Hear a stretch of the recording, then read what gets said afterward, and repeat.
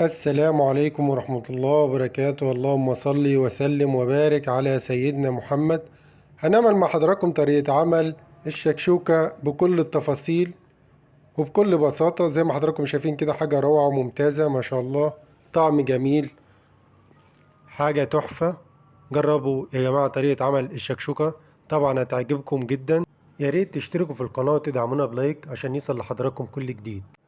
نبدأ بالتفاصيل. معانا فلفل قطع صغيرة زي ما حضراتكم شايفين كده، فلفل رومي. معانا بصل زي ما حضراتكم شايفين، توم نص معلقة توم صغيرة، طماطم مكعبات زي ما حضراتكم شايفين، وعندنا معلقتين زيت، ومعانا فلفل اسود وملح، ومعانا 3 بيضات زي ما حضراتكم شايفين كده. بنبدأ نكسر البيض بتاعنا، وبنبدأ نحط فلفل اسود وملح، ونقلب ده كله مع بعضه زي ما حضراتكم شايفين كده.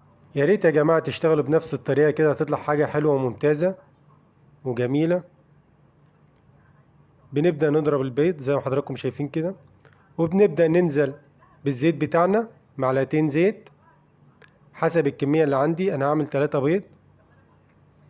بنبدأ يا جماعة ننزل بالبصل كله مع بعضه، بصل وفلفل والثوم والطماطم.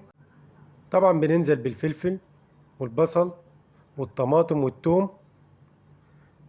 خلي بالكم يا جماعة من التفاصيل دي، طبعا الشكشوكة هتطلع معاكم حاجة روعة وممتازة.